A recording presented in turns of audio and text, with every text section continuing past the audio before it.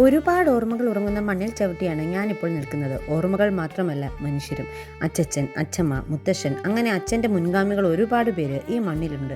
എത്ര തലമുറകൾ കഴിഞ്ഞൊരു വീടിൻ്റെ അടിത്തറയാണിതെന്നോ. പക്ഷേ ഇവിടെ ഇപ്പോൾ ആരും താമസമില്ല എന്നുള്ളതാണ് യാഥാർത്ഥ്യം. ഇത്രയും വസ്തുവിന് നടുക്കിപ്പോൾ ഈ വീടും ഞങ്ങളുടെ കുടുംബക്ഷേത്രമായ അമ്പലവും മാത്രമുണ്ട്. ഇവിടെ താമസമില്ലെങ്കിലും വല്യച്ഛനുമൊക്കെ എന്നും ഇവിടെ വന്ന് കൃഷിപരിപാലനമൊക്കെ നടക്കുന്നുണ്ട്.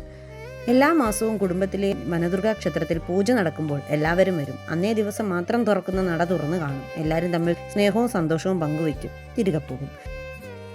സത്യത്തിൽ ഈ അമ്പലം ഇവിടെ ഉള്ളതുകൊണ്ട് ഞങ്ങളെല്ലാവരും ഒരു മാസമെങ്കിലും ഈ മുറ്റത്ത് ഒരുമിച്ച് കൂടുന്നു.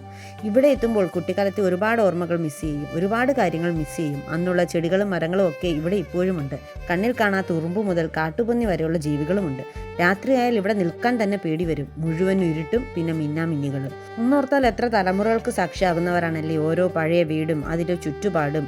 അങ്ങനെയൊക്കെ ആ ഓർമ്മകളെയും മുന്നേ പോയ ജന്മങ്ങളെയും നമിച്ചുകൊണ്ടല്ലാതെ, അല്ലെങ്കിൽ അവരെ ഒന്നും മനസ്സിൽ ഓർക്കാതെ ഒരിക്കലും ഈ മണ്ണിൽ ഇങ്ങനെ നിൽക്കാനാവില്ല. മനസ്സിൽ ഒരധികാരഭാവവും ഇല്ലാതെ വേണം ഇവിടെ നിൽക്കാനെന്ന് തോന്നും. ഇതെല്ലാം കാലങ്ങളായി കണ്ടുകൊണ്ട് നിൽക്കുന്ന ഈ പ്രകൃതീശ്വരുടെ മുന്നിൽ പ്രണാമം അർപ്പിക്കാനല്ലാതെ നമ്മളെ കൊണ്ട് എന്ത് ചെയ്യാൻ പറ്റും? അപ്പോൾ സ്നേഹത്തോടെ നന്ദി.